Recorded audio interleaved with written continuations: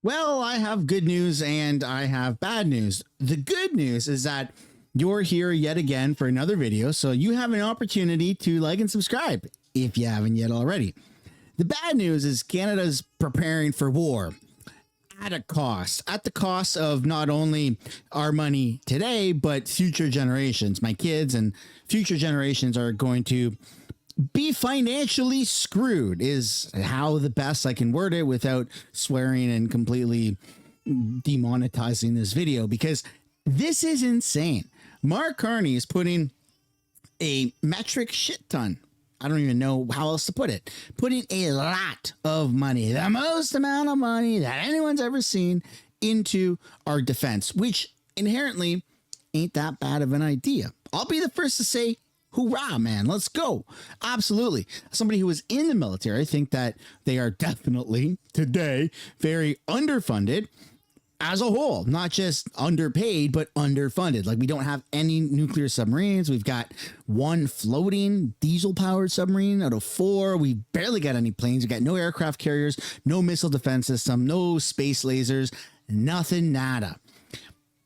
But the problem with Mark Carney's announcement of doing 5% of our GDP, which would basically be $151 billion per year, is that we don't know where that money's coming from.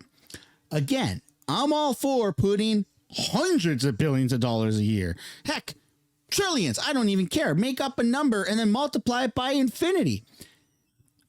But we don't know where the money's coming from. And so it's not worth us. Maybe it's not worth us going into debt. I don't really know how he's going to structure it, because, again, he hasn't produced a budget. We don't know how he's moving things around, if at all, to make this work. Or is he just literally printing more money and devaluing our currency? Well, there's reason to believe that it's not good.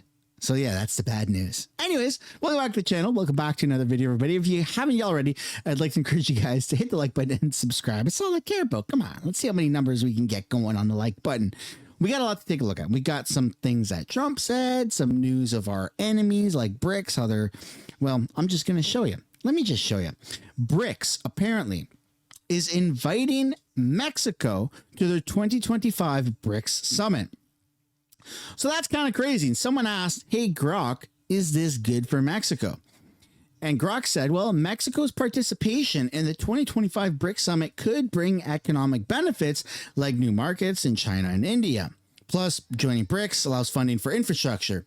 Could boost Mexico's global influence, but it poses geopolitical tensions with, you know, the fact that they border America and 80% of their exports are from America. So it's basically putting Mexico between a rock and a hard place. And I'm going to go out and say, I hope Mexico doesn't take them up on that. Mexico should not be a part of BRICS. I think that we all on North America need to be aligned that we are against BRICS and that we're all together working as one. You know how interprovincial trade barriers are starting to become a thing, or at least they're being squashed in Canada so all of our provinces can work fluidly together? So that still kind of needs to happen, in my own personal opinion, with North American countries. Like, America needs better trade with Canada, vice versa, and Mexico. Like, we shouldn't be trying to gouge each other. We should be all working together because we all share the same land and we have common enemy, BRICS, which is, I mean, something to very much keep in mind in this video. Because, hey, look, it's not me saying we're going to war. It's Prime Minister Carney and some of his ministers, but more on that later. Let's take a look now at this very interesting question that a Ukrainian reporter asked Donald Trump at the NATO summit. Probably the most emotional moment that we saw in this press conference from President Trump was when he directly engaged with one of the reporters who asked a question. She was from the BBC Ukrainian service, and she asked him about Ukraine's need for more Patriot missiles. Have a listen. Where are you from? I'm from Ukraine. Oh, so my question to you is whether or not the U.S. is ready to sell anti-air missile systems Patriot to Ukraine. We know that Russia has been pounding Ukraine really heavily right now. Are you living yourself now in Ukraine? My husband is there. Wow. And I can see you very, it's amazing. And me with the kids, I'm in Warsaw actually, because he wanted me to be. Is your husband a soldier? No? He's there now? Yeah. Wow. That's rough stuff, right? That's tough. And you're living here?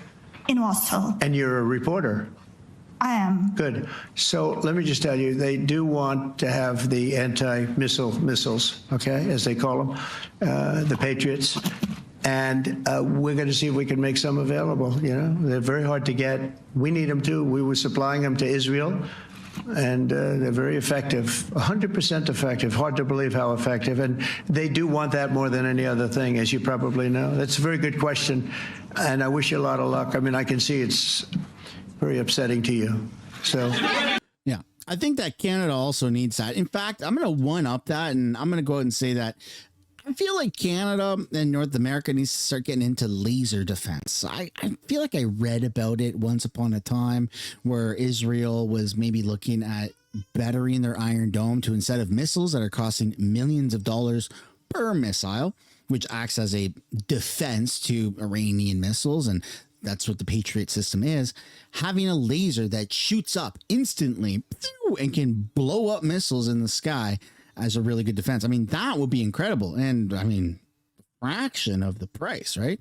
Very, very environmentally friendly. Anyway, just making a joke. Let's now take a look here at Trump, who had this to say about Zelensky. It couldn't have been nicer. I think he'd like to see an end to this. I do. I think what I took from the meeting couldn't have been nicer, actually, but I took from the meeting that he'd like to see it end. I think it's a great time to end it. I'm going to speak to Vladimir Putin and see if we can get it ended. There you go. So not only is President Trump going to potentially receive a Nobel Prize for calling or organizing the ceasefire between Iran and Israel, maybe he'll get a second Nobel Prize or a Grammy, whatever, for basically stopping the war between Russia and Ukraine, which is something that Putin has expressed interest in more recently, especially since America moved in and did the B-2 bombing in Iran of the nuclear facilities. Putin started to pull back a little bit and say, okay, I'm ready for peace talks, which is phenomenal for world peace. I mean, you can't obviously be against peace and ceasefires between countries, because then you'd be a warmonger. So I'd love to know what you guys think down below in the comments. Do you think that this is good for Trump and America and the rest of the world, or do you think it's not? Anyways, love to see what you guys have to say. Now we're going to shift over to Canadian stuff. Pierre Poilievre did a podcast recently, and this is a very important clip where Pierre refers to himself as a patriot. Here we go.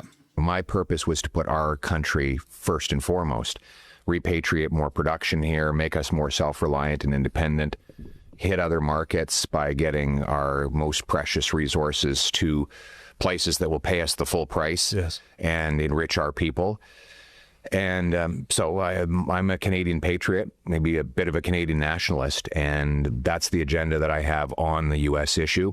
Yeah, I mean, I'd absolutely say that Pierre Poilievre is a Canadian patriot. A lot of his messaging was Canada first. It is very unfortunate the results that happened, but hey, everyone's spirits seem to kind of be rebuilding, and it seems like we're gearing ourselves up for a strong conservative push this summer and heading into the end of the year. Let me know down in the comments if you guys are excited for Pierre Poilievre's return. And it seems like Alberta is very much on board. But now let's shift over away from Pierre and talk about some of these numbers here. So Table Salt exclusive on X saying Canada spent $20 million for abortion care in Nigeria and Mozambique, and then classified the project as environmental sustainability. That's absolutely insane. I mean, my camera's blocking it right now, so let me just do this. You can see right here, 20.9 million smackaroos. I mean, that is freaking, what the heck is going on, right? So why is this included in today's piece when we're talking about, putting more money into our defense? Well, it's very important to know where our money is being spent right now so that we can understand how this is going to affect us when our leaders are reallocating our money. Here's what Carney's MP had to say. Minister calls for wartime effort to build infrastructure. So again, this is what the Liberals voted for. They voted for what they thought was de-escalation and peace talks, not a country, not a liberal government that would be pumping billions, hundreds of billions of dollars further into deficit under the guise of, defense structure. I mean, hey, I'm all for it. If you can actually prove to the public that you're being responsible with the money and that this is actually coming from places where, $20.9 million for what did he say? Abortions in Nigeria and Mozambique. If you can move that money away from there and put it towards our defense infrastructure, then hey, yeah, I mean, I'm all for that. But I don't know if that's what the Liberals are doing. In fact, I don't know if anyone believes that the Liberals are actually going to be responsible with reallocating that money. But somebody's going to talk about that, but just more later. You're going to see that just in a moment. First, we're going to take a look at some of these announcements by Mark Carney. This one here was posted by Mark Nixon. Does calling Canada the most European, non-European country mean you want to join the EU? And Carney's answer is, we have the same values. Give me a break. Most European of non-European countries. You came here to sign a security and defense partnership. Serious question. Is there any way, or have you given any thought to possibly trying to chart a path to joining the European Union? Obviously, it's a geographical series of countries, but they also share a philosophy about how to arrange society and how to treat individuals, and they share a lot of values with us. So is that door completely closed to us, or is there anything like being an observer or something that we can get to? Because I have to say that question comes up a lot in talking to Canadians these days. Interesting. I haven't heard it expressed to me by Canadians or many Canadians. So the short answer is no. That's not the intent. That's not the pathway we're on. But much of what you said in your question, I would subscribe to, which is that most European and non-European nations. It's not necessarily a comment about the historical makeup of the country, but it's the relative value set, the value on liberty, the value on democracy, the importance of solidarity.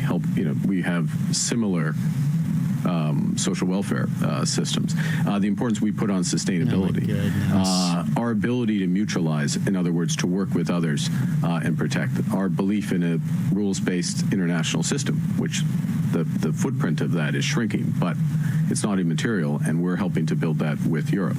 And the way we see it, if I could frame it, final comment, and this could be a bigger discussion at the right point, Europe, part of what Europe is focused on as members of the European Union is a so-called ever closer union. We're looking for a closer partnership with that union. So yes, we cooperate much more clearly and broadly to our mutual benefit, but not as a member, but along that continuum. Yeah, no, Canada's values are not Muslim values and European values are not Canadian values. I don't know who needs to say it, but I'm just going to freaking say it, man.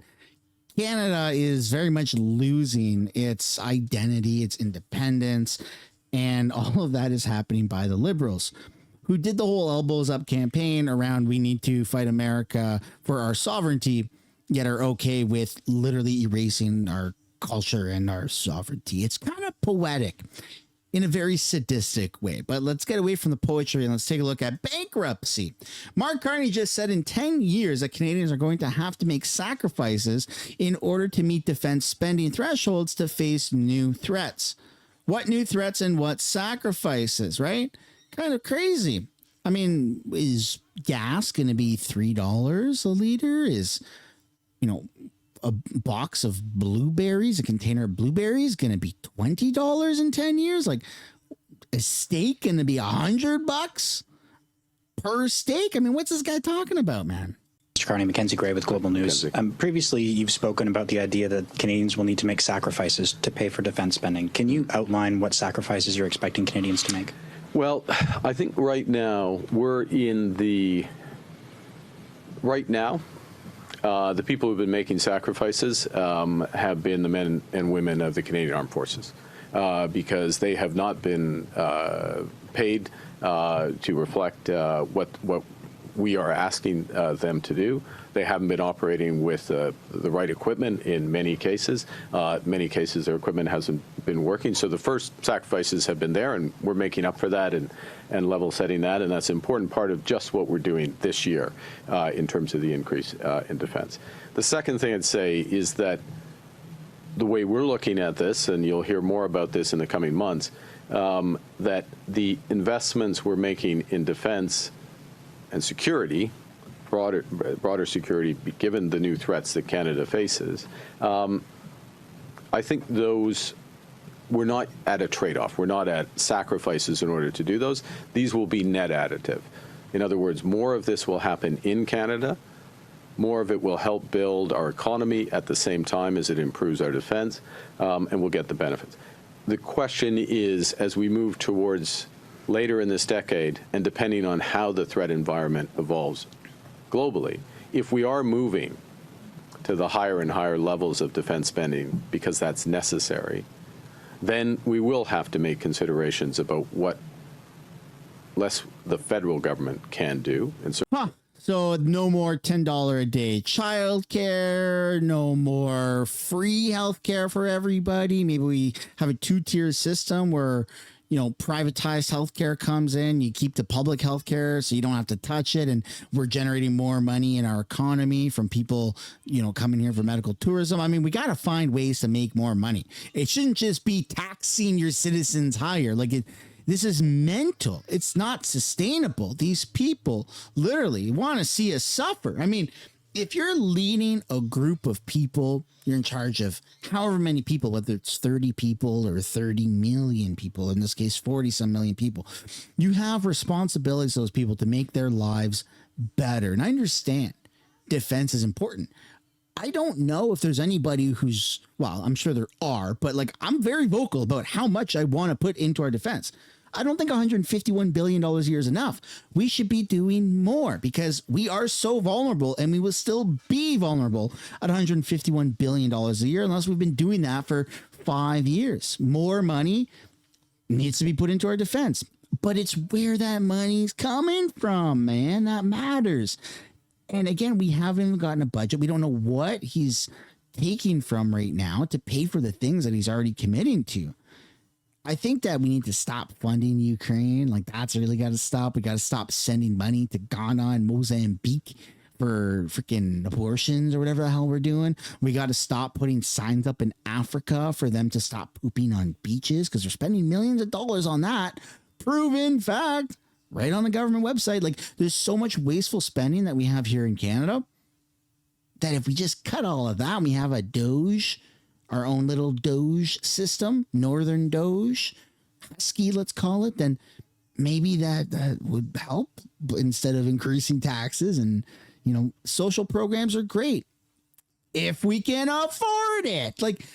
It's crazy that liberals get away with spending and spending and spending when they don't have the ability to prove where that money's being made, and it's always taken from the left hand and giving it to the right hand. It's just weird. It's just all this sleight of hand stuff, and I'm fed up with it. I got kids, man. I got 2 kids that I got to worry about. Life is so expensive with 2 kids. What if I had more? What about when they grow up? Are they ever going to be able to afford a house? What's the job market going to look like for them? It's just nuts. It's got me freaked out a little bit, if I'm being honest. Certain cases and how we're going to pay for it. Those trade-offs, I'm going to give you false precision around this, but those trade-offs happen towards the end of the decade into the next decade, and we will be much, much better informed. And if I can go back to Steve Chase's question, the social license element of that, there's going to be a very clear and open conversation about that based on facts and based on what Canadians. Oh my goodness. So he's pulling a freaking Justin Trudeau. Hey, all this money that we're taking from, yeah, we're not doing it like right now. You don't got to worry about it right this second. But like down the road, at the end of this decade and into the next one, that's when you have to worry about it. I don't know. I don't like it. I think that that's very poorly managed. It's irresponsible. It's ignorant to just pass the buck further along and not try to put the pieces in place for success in the long term. That's how Justin Trudeau operated for 10 years, and Carney just admitted that he plans on doing the same thing. So where's the money actually coming from? Who's actually looking into the accountability in the government? Well, let's take a look. Seems like the Conservatives are a little pissed. Let's bring in James Bazan. He is the Conservatives' critic on national defense. Great to see you as always. I know you know your stuff when it comes to this, so what do you make of this? Well, good afternoon, Todd, and thanks for having me on. This is, something that Conservatives believe that we have to support our NATO commitments. However, we need to have a plan exactly how Mark Carney and the Liberals plan on spending this money. We just don't need to waste money. We actually want to see this invested in capabilities. We want to make sure that those members that serve in the Canadian Armed Forces are well taken care of. And we've already seen the Liberals walk back some of their commitments when they said they're going to 2%, which included a 20% increase in salaries. Now they're saying isn't really going to happen. So, there's a lot of money that has to be rolled out. We want to make sure it's not just, as the Auditor General found, money that's being wasted on interim solutions, but actually we want to see it put into hard infrastructure to support, the new fleet of F-35s, which was the study that the Auditor General released a couple of weeks ago. But we need to make sure that every step of the way that those that currently serve are being taken care of. We know that the Canadian Armed Forces is short 6,700 military housing units, and the government only plans on buying 600 or building another 600 homes. That's not enough for the shortage that we currently have. We know that troops under the lost Liberal decade have had to resort to using food banks and are living rough, often unhoused. So we know that the recruitment and retention crisis the forces have faced is because of the mismanagement and neglect by the Liberals. So we expect them to be first and foremost taken care of, and that the Liberals aren't using creative accounting to make up the 3.5% on defense spend and ultimately the 5% overall when you add in the development of critical minerals, those mines and resources, as well as critical infrastructure that has dual use possibilities for both military and civilian use. If we were to get to $150 billion, and if it was being spent on the proper priorities as you're outlining, James, would your party support that? Would the Conservatives agree to that level of spending on the military? Well, this is why we needed a budget. We need to know where this money's coming from. Yeah, I mean, I don't think people are inherently against spending money on our defenses. I mean, maybe some wacko Liberals, but as long as the money makes sense and we know where it's coming from, where you're pulling funding from, and how you're reallocating it and how much money we're making in general, like if everything makes sense in a somewhat, not even a fully responsible manner, but just like a half decent, not so murky, somewhat responsible fashion. That's all we're asking for. Is that too much? Is that too much to ask for from our leaders? Then that would be super appreciated. And if it looks good, if the numbers look good, then why not, right? Canadians deserve to know the truth. Those that serve in the Canadian Armed Forces need to have the direction that budget provides in developing their departmental plans. And so if we are looking at overall performance, we need to make sure that the dollars are well accounted for, that we are buying what is going to be to the benefit of our Canadian Armed Forces first and foremost. Secondly, that the Canadian defense industry gets to benefit from it as well. And that we are looking at ways to improve the equipment and the infrastructure that the Canadian Armed Forces operate from. The world Yeah, well, not just improve. We need to upgrade it as well. That's the thing, is we need lots and lots and lots of upgrades. We need missile detection system over the horizon missile detection system. Carney's already pledged that he's going to build 2 of them in the north, which is incredible. Like, I don't even know if America has one. I think South America might have one that America has access to. But again, like, we are doing some things. We just don't know if we're doing the right things in the wrong way, or if we're being irresponsible with the money. But again, I'd love to bounce the question off to you. If the numbers made sense, would you agree with $151 billion a year spending on our defense budget? Or do you think that that's exorbitant or not enough? Let me know your guys' thoughts and comments down below. Ladies and gentlemen, that concludes this video. I hope you enjoyed it.